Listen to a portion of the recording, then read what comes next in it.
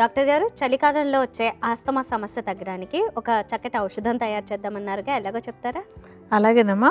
మరి ఔషధం తయారు చేయడానికి ముందు మనం ఇందులో ఏమేమి వాడుకుంటున్నామో ఒకసారి చెప్పేసేయండి. తప్పకుండా.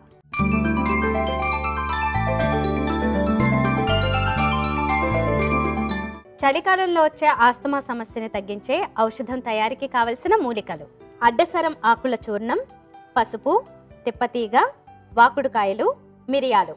కావలసిన మూలికలు చూసాం కదా, ఇక తయారీ విధానం డాక్టర్ గారిని అడిగి తెలుసుకుందాం. డాక్టర్ గారు, మరి తయారీ విధానం చెప్తారా? అలాగే, మరి కషాయం తయారు చేసుకోవడానికి మనం ముందు ఒక స్టవ్ వెలిగించి బాండి పెట్టేసుకొని నీళ్ళు కాచుకుంటూ మిగతా మూలికలు చెప్పుకుందామా.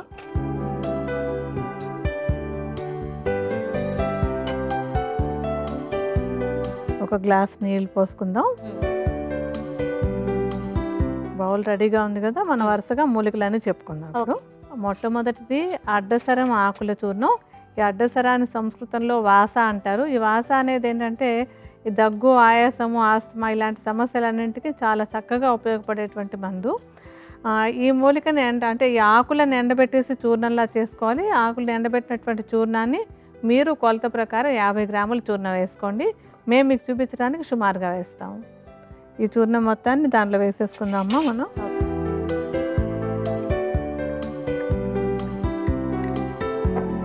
తర్వాత తిప్పతీగని అమృతాన్ని గుడూచి అని కూడా అంటూ ఉంటారు.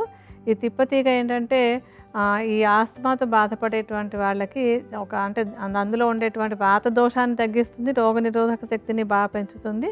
దగ్గు, ఆయాసం తగ్గడానికి, అంటే ఆస్తమాలో ఉండే దగ్గు, ఆయాసం తగ్గడానికి చక్కగా ఉపయోగపడుతుంది.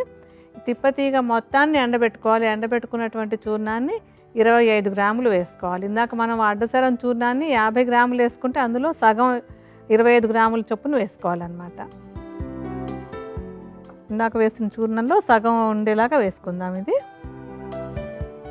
తర్వాత పసుపు కూడా ఆస్తమా అంటే ఎలర్జీస్ అవి ఉంటుంటాయి, ఎలర్జిక్ బ్రాంకైటిస్ అది ఉండే ఆస్తమా వస్తూ ఉంటుంది. దాన్ని తగ్గించడానికి ఇది చాలా చక్కగా ఉపయోగపడుతుంది. మంచి పసుపు కొమ్ములు తెచ్చి దంచి చూర్ణం చేసేసుకుని ఆ చూర్ణాన్ని 25 గ్రాములు వేసుకోండి. మనం ఇది తిప్పతీగ చూర్ణం ఎంత వేసామో అంత వేసుకుందామా. ఇది మనం వాకుడు కాయల్ని వేసుకుంటున్నాం. మూలిక దొరికినటువంటి వాళ్ళు మొత్తాన్ని, అంటే మొక్క మొత్తాన్ని ఎండబెట్టేసి కూడా వేసేసుకోవచ్చు. ఇది ఆస్తమా తగ్గడానికి చాలా చక్కగా ఉపయోగపడుతుంది. దీని సంస్కృతంలో కంటకారి అంటారు. కంటకారిని తెలుగులో మనం వాకుడు అంటాం. ఇది కూడా ఎండబెట్టేసినటువంటి చూర్ణం. ఈ చూర్ణాన్ని కూడా 25 గ్రాములు వేసుకోండి.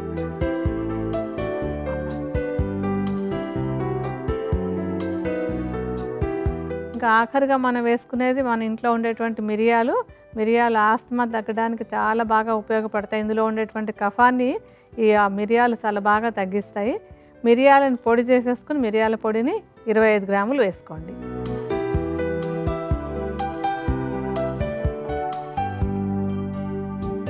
ఇప్పుడు అన్ని చూర్ణాలు వేసేసుకున్నాం కదా, వీటన్నింటిని బాగా కలిపేసేయండి.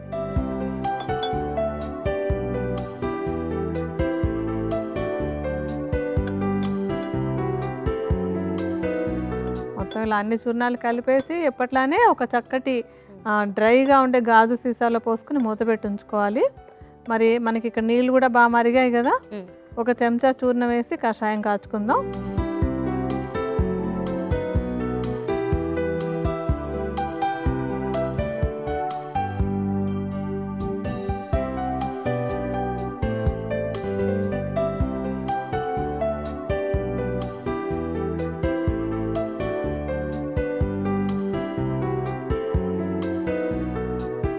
కషాయం మరిగి 4వ వంతు మిగిలింది కదమ్మా. ఇప్పుడు ఇంకా ఔషధం రెడీ అయిపోయింది.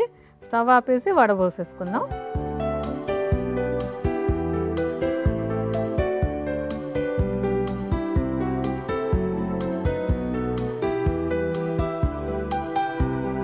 మనం కషాయం వడబోసి పెట్టుకున్నాం కదా, ఈ చలికాలంలో వచ్చే ఆస్తమా సమస్యను తగ్గించుకోవడానికి మన ఔషధం రెడీ అయిపోయినట్టే. ఓకే డాక్టర్ గారు, మరి దీన్ని ఏ విధంగా ఏ సమయాల్లో తీసుకోవాలో చెప్తారా?